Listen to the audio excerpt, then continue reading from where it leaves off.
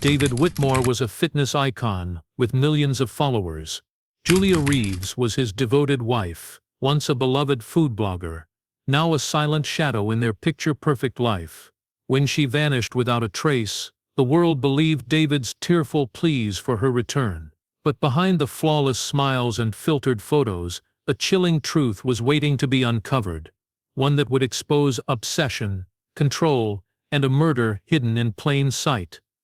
David Whitmore was the kind of man who turned heads when he walked into a room. Tall, sculpted, with a confident stride and a magnetic presence, he was the face of Primal Fit, a rising fitness brand that promised not just physical transformation, but complete personal reinvention. He built his empire on discipline, image, and control, three things he never compromised on. His social media following ballooned into the millions, with fans clinging to his every motivational quote, gym video, and smoothie recipe. But no post was more popular than the ones featuring his wife, Julia Reeves. Julia was everything David wasn't: soft-spoken, creative, and warm. Before their marriage, she ran a popular food blog that celebrated indulgence, comfort meals, homemade desserts, and the joy of eating without shame. Her charm was in her authenticity. She wasn't trying to be perfect. She was real, and people loved her for it. When she and David got together, the internet went into a frenzy. Beauty and the Beast, only reversed. She brought humanity to his brand, he brought spotlight to hers. For a time, it worked. But slowly, her blog posts became less frequent. Then they stopped altogether. Julia stepped back from her career, citing exhaustion, though few understood why. At first, the couple continued to appear in public events, holding hands, laughing in interviews, kissing on red carpets. But there were hints, if you looked closely, small gaps in the facade. Julia would glance down when David spoke. Her smiles seemed strained, and she always wore long sleeves even in summer. The weight gain started subtly. A few extra pounds after holiday dinners, nothing unusual. But to David, whose entire brand revolved around perfection and bodily control, it was unacceptable. In private, he began limiting what Julia ate. Smoothies instead of meals, clean protein only, no sugar. If she slipped, he noticed. He always noticed. What was once a marriage became a system of rules. Julia wasn't just David's wife anymore. She was a reflection of him. Her changing body, her dwindling presence, was something he took personally, as if it were a stain on his carefully crafted empire. But in public, he remained the devoted husband. The more her body changed, the more affection he showed online, almost too much. Long emotional captions, gushing videos. It felt like overcompensation because it was. Julia, meanwhile, became a ghost in her own life. Friends said she rarely returned calls. Her Instagram turned quiet. Her mother mentioned, in a brief interview much later, that Julia had started keeping a private journal, writing late into the night, her pen scratching through pages until dawn. She stopped attending David's event. When asked, he said she was focusing on herself. But those who knew her best saw something else entirely. And then there were the bruises, faint marks, half hidden beneath sleeves, scarves, makeup, nothing conclusive, nothing that could be proven. But there, all the same. Melissa Hart, Julia's childhood best friend, was the only one who asked. Julia denied everything, of course, she always did, but the way her hands shook told a different story. Something was happening behind those closed doors, and Julia was too afraid to say. David, for his part, maintained the image. His videos showed him smiling in their luxury kitchen, preparing low-carb meals for my queen. But Julia never appeared. In fact, she hadn't been seen in any video or livestream for over a month. Questions began to circulate in the comments section. Fans asked, "Where's Julia?" David brushed them off with vague answers. "She's just taking time to herself," he'd say, always with that perfectly rehearsed smile. No one knew that by the time those questions reached their peak, Julia was already gone, but not missing, not yet. The shift in David's behavior wasn't sudden. It crept in like a slow poison, subtle enough to dismiss, yet corrosive enough to destroy. At first, Julia mistook it for stress. His company was growing fast. Sponsorship deals were piling in, and the pressure to maintain his online image had become relentless. He spent more time at the gym, more time in meetings, and less time with her. She told herself it was normal, that every relationship had seasons, but soon it became clear that this wasn't a passing phase. This was a transformation, and not one that either of them had prepared for. David began controlling the smallest aspects of their life. He scrutinized every item in the fridge, throwing away anything he deemed unhealthy. He installed a digital scale in the bathroom, and synced it to an app on his phone. Julia didn't realize he was tracking her weight daily until she caught him checking the data behind her back. When she confronted him, he laughed, told her it was just a joke, but the tension behind his smile told another story. Meals became rituals of discomfort. Julia was expected to eat what he ate, when he ate it.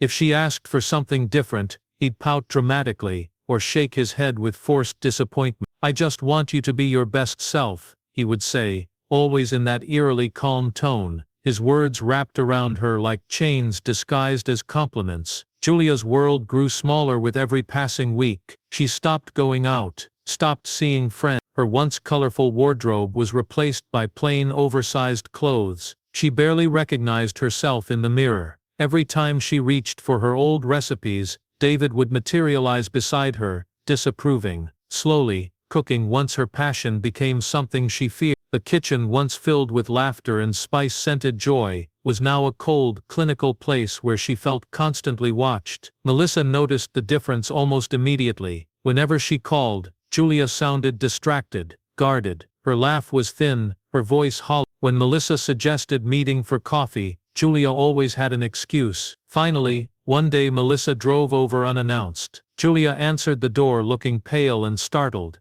as if she hadn't expected to see anyone. She offered a smile, but it didn't reach her eyes. During that short visit, Melissa noticed odd things. How Julia never sat down, how she flinched when her phone buzzed, how her hand instinctively tugged down her sleeve when it rode up. Julia avoided eye contact. She spoke only in short sentences, almost rehearsed. And when David came home early, the atmosphere changed instantly. The warmth vanished. His smile was too wide, his handshake too firm. He didn't invite Melissa to stay. Julia didn't ask her not to go. After that, the distance grew. Julia stopped replying to texts. Her profile picture disappeared from messaging apps. Melissa left voicemails, gentle, pleading ones, but never heard back. She wasn't the only one who noticed, but no one did anything. David's image was too pristine. Who would believe that the smiling man behind the fitness empire was anything less than perfect? What no one realized was that David had started filming Julia in secret. At night he would review the footage, dissecting her body language, her movements, her progress. He shared clips with a private group chat, close friends, gym buddies, and a few loyal fans, captioning them with cruel jokes and scathing commentary. Julia never knew. She only felt the growing pressure, the unspoken judgment, the eyes she couldn't see but always sensed. Behind closed doors, David treated her like a problem to be fixed, and when she didn't improve, his frustration simmered. He stopped touching her, he started sleeping in a different room, and then came the threats, not loud, not violent, but chilling in their quiet delivery. Warnings cloaked in calm voices. "Don't make me do something we'll both regret," he once said after she skipped a weigh-in.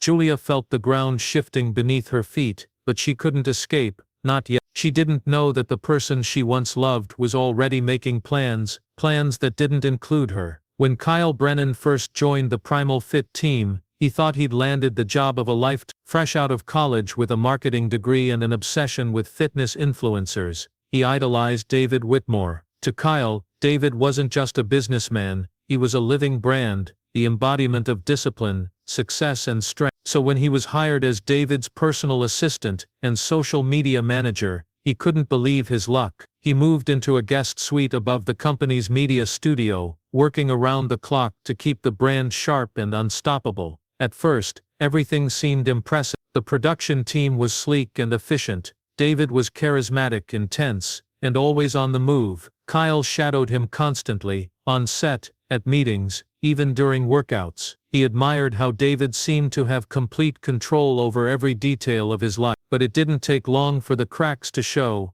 Kyle noticed Julia almost immediately, or rather the absence of her. Her pictures lined the walls of the home studio, She featured in dozens of past video campaigns and blog posts, but in real life she was never around. Whenever Kyle asked about her, David's answers were vague. She's doing her own thing, or she's not really part of the brand anymore. Kyle accepted this at first. He was too busy learning the ropes and too eager to please, but curiosity has a way of growing in silence. One night, working late to edit a new YouTube series, Kyle heard movement downstairs. Thinking it was David, he went to ask about a scene cut, but what he saw stopped him cold. In the dark kitchen, Julia stood in front of the fridge, illuminated only by the pale blue light from the open door. Her eyes looked vacant, her hair unkempt. When she noticed Kyle, she closed the door quickly and retreated without a word. He called out to her, but she was already gone. That brief moment haunted him. She looked nothing like the vibrant woman from the old videos. She looked haunted. After that,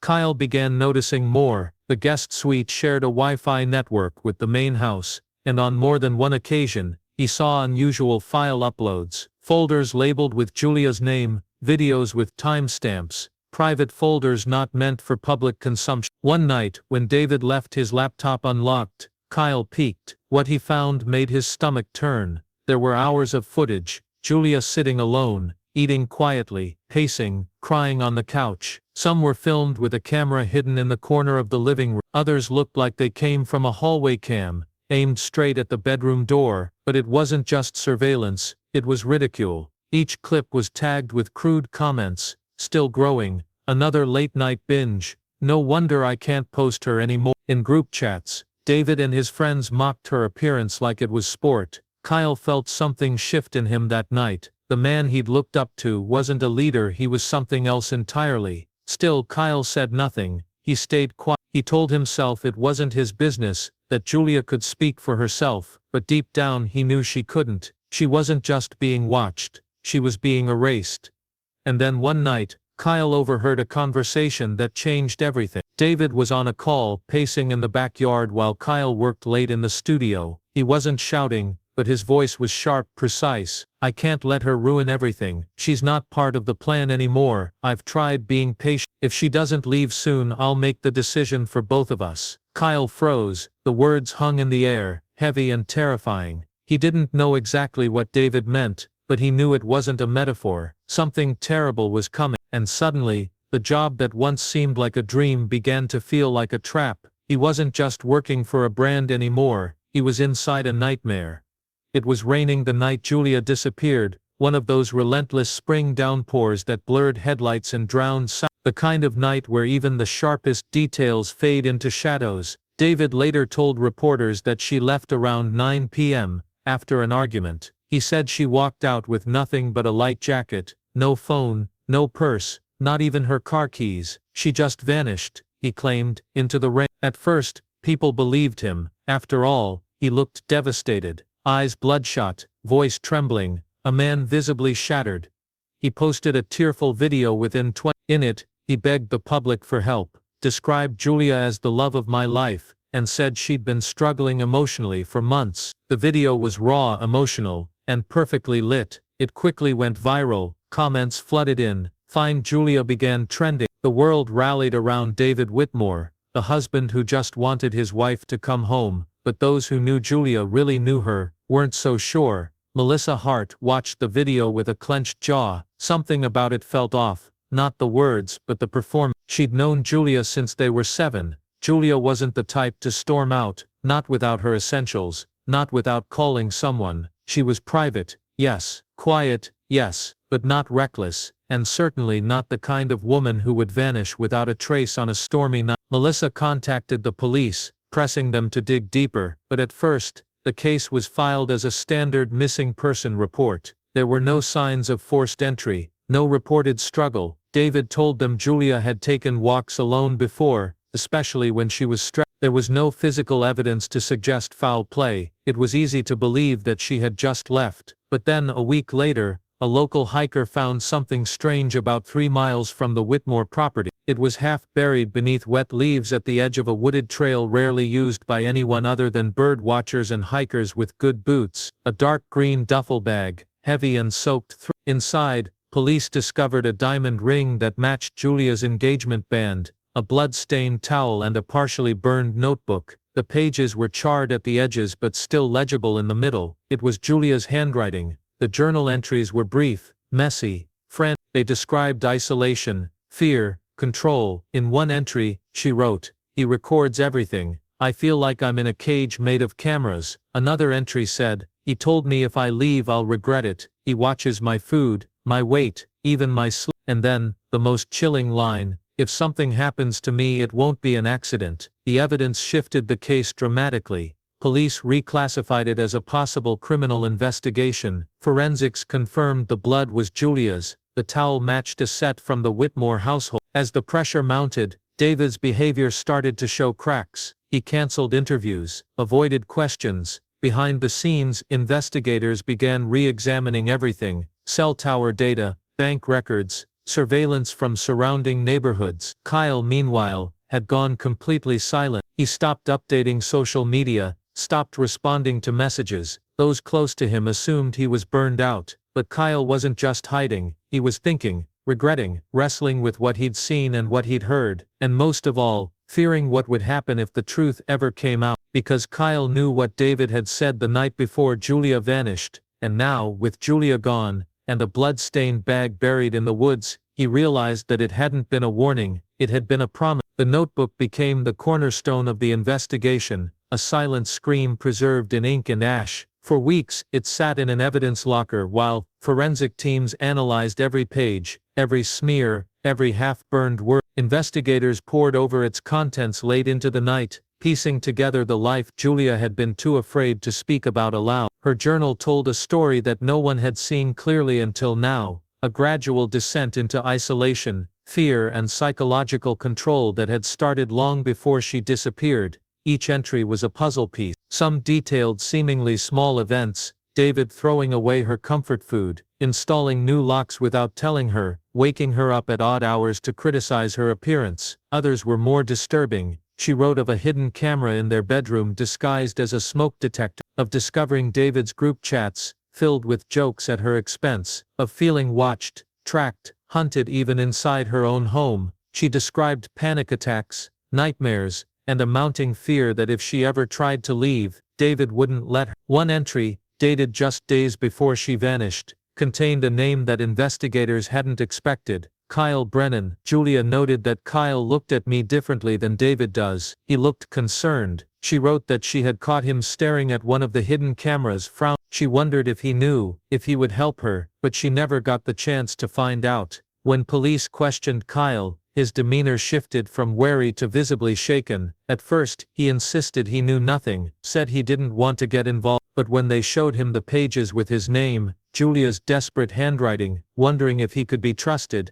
something inside him cracked. Kyle didn't confess, not right away, but he didn't walk out either. He asked for time, space, a moment to think. Then 3 days later, an anonymous tip came through to the police hotline. The tip pointed them to a private folder stored on David's cloud server, one Kyle had access to during his time as assistant. Inside were videos David never intended to see the light of day. Unlike the surveillance clips, which were cold, distant, humiliating, these were different. These were confessionals, ramblings, late-night recordings David had made of himself, shirtless, glass of whiskey in hand, talking to the camera like a diary. He called it self-reflection, but it was something else entirely. In one video dated 2 weeks before Julia's disappearance, David ranted about how she had let herself go, how she was dead weight dragging him and his brand down. He said she was no longer a wife, but a liability. He used the word strategy several times. "I've tried everything: coaching, routine, pressure. She's immune to change, so I've made a decision. It's cruel maybe, but necessary. I won't let her ruin what I built." The videos weren't confessions in a legal sense, but to the detectives watching, they were chilling. Here was a man documenting his dehumanization of his wife, cataloging her decline not with sorrow but with calculation. It wasn't a moment of passion, it was a camp. Combined with Julia's journal, the bloodied towel and Kyle's eventual confirmation that David had discussed getting rid of the problem, the case gained momentum. Prosecutors began preparing for a full indictment. The media, once filled with sympathy for the grieving husband, began to headlines shifted from "Where is Julia?" to "What is David hiding?" And through it all, one haunting detail remained unsolved. Julia's body had not been found. There was no confirmed cause of death, no confession of murder, just silence, and the growing weight of a truth that could no longer be denied. The evidence was mounting, and David Whitmore was running out of places to hide. By the time investigators began closing in on David Whitmore, his public persona had already begun to fracture. The confident, camera-ready figure that millions had adored now appeared brittle, agitated, paranoid. He avoided interviews, canceled brand partnerships, and issued vague statements about emotional trauma and unwanted media intrusion. But behind the scenes, he was unraveling. Surveillance was increased on his property. Phone records were being subpoenaed. Friends he once trusted were being quietly interviewed. And still, no body had been found. No trace of Julia beyond that half-burned notebook and the duffel bag in the woods. But detectives had one more card to play. They crafted a story, a carefully planted leak to the press about advanced forensic tools capable of retrieving deleted GPS data from destroyed mobile devices. The headline was everywhere. New tech may reveal missing woman's final location. David saw it, of course. It was designed for him to see, and for the first time, they saw him sweat. 2 nights after the article went live, David left his house just after 2 a.m., dressed in black, carrying a shovel, a flashlight, and what appeared to be a bundle of plastic sheeting. He didn't take his car. He walked through a back path into the woods, the same wooded area where Julia's belongings had been discovered. What he didn't know was that the path was now under surveillance, motion-triggered cameras planted by detectives earlier that week. He never got the chance to dig. Officers surrounded him in near silence, flashlights flaring against the trees as they moved in. David dropped the shovel. His hands went up slowly, expression unreadable, as if he still believed he could talk his way out of anything. When they cuffed him, he asked only one question. "What do you think you're going to find?" Back at the station, the walls started to close in. Detectives didn't need a confession. They had the footage from that night, the videos from his cloud drive, the notebook, the duffel bag, Kyle's statement. But what they needed was a motive so clear, so irrefutable, that even the most skeptical jury wouldn't waver. And David, arrogant as ever, handed it to them himself. During questioning, he didn't admit to murder, not directly.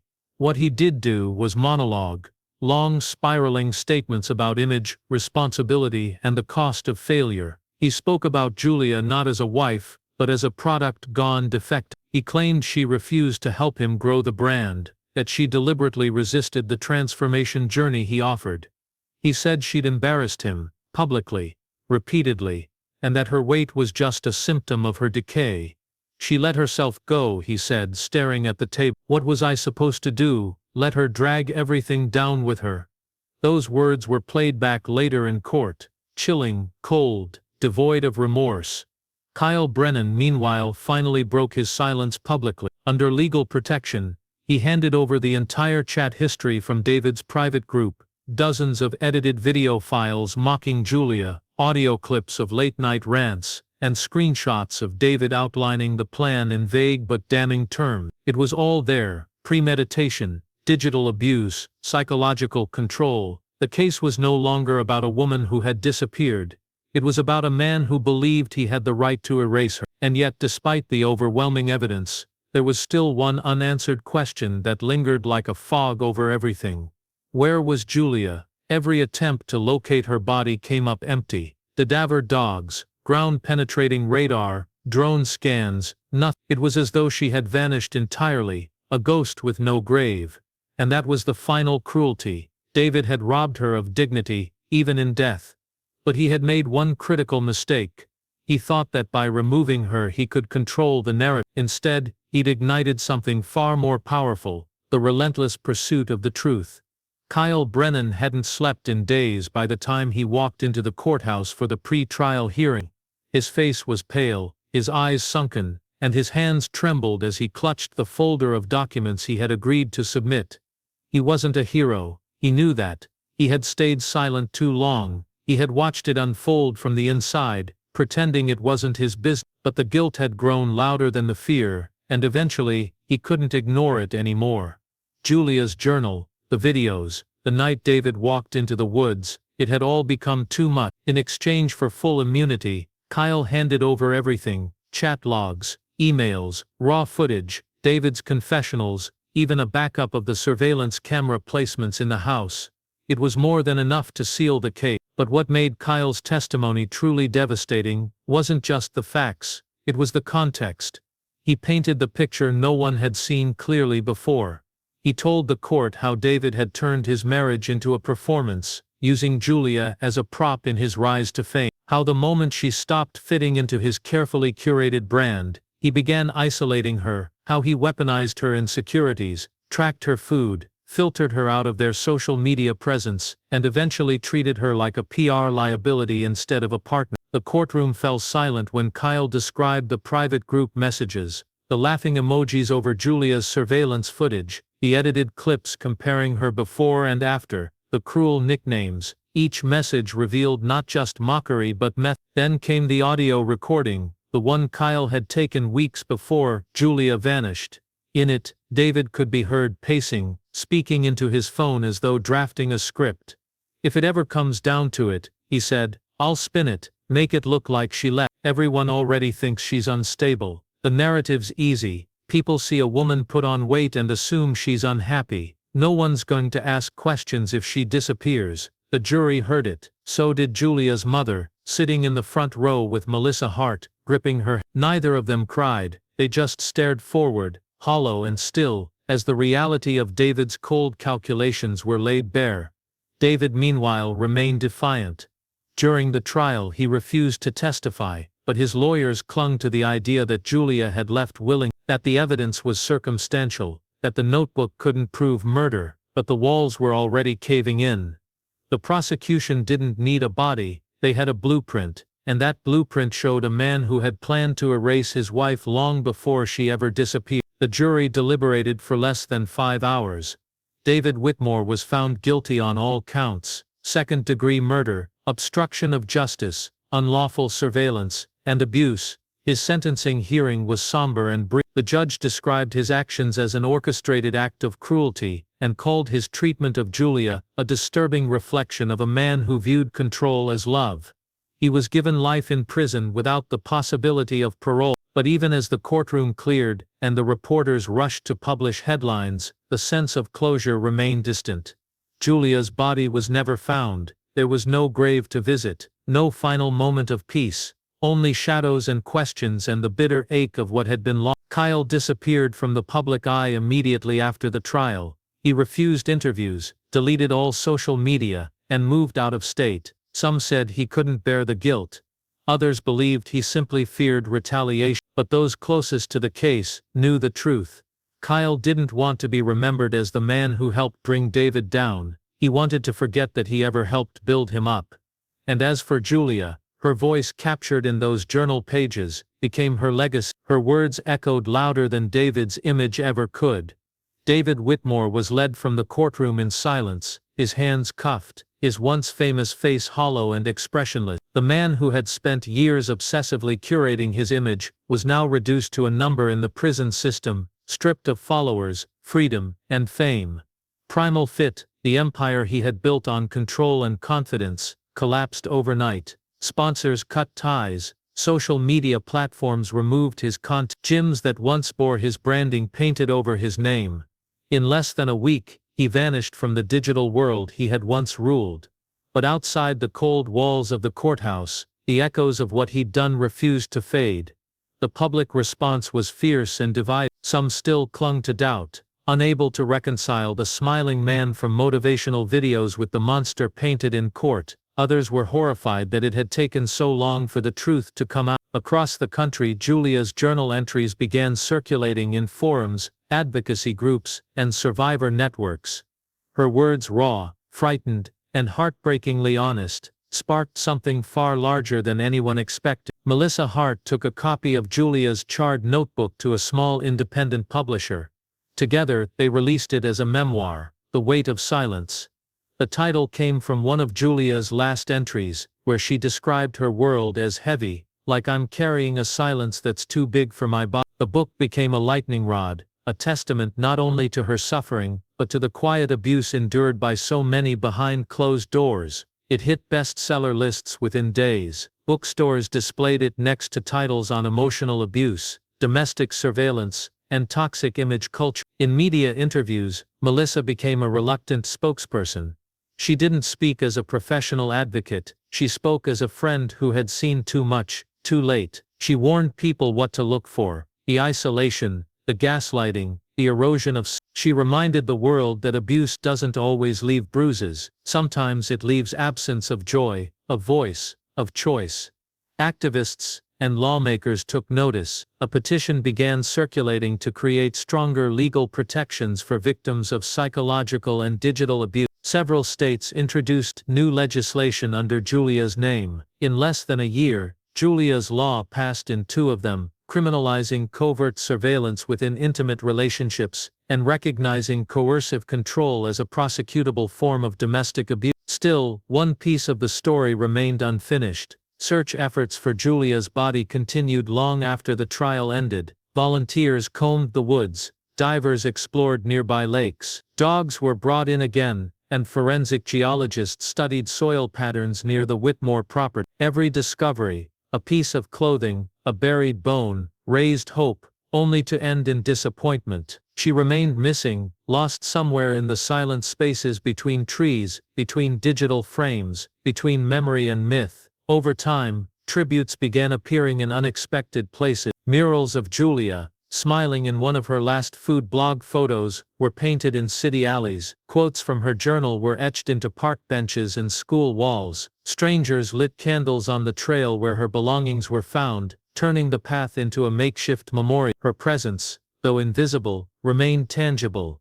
David never spoke again, not to the press, not during sentencing, not in prison. His silence became its own prison. A man who once thrived on attention now left to rot in obscurity. He wasn't infamous anymore, he was forgotten. A shadow, tucked away behind steel bars, and the chilling truth that lingered like fog after a storm. David hadn't killed Julia because she was overweight. That was the excuse, the deflection, the lie that made the story easier to explain. He killed her because she stopped being a reflection of his perfection, because she became her own person, outside his control, because she resisted the narrative he tried to force on her. And in doing so, she exposed the darkest side of image obsession, the violence hidden beneath the filter.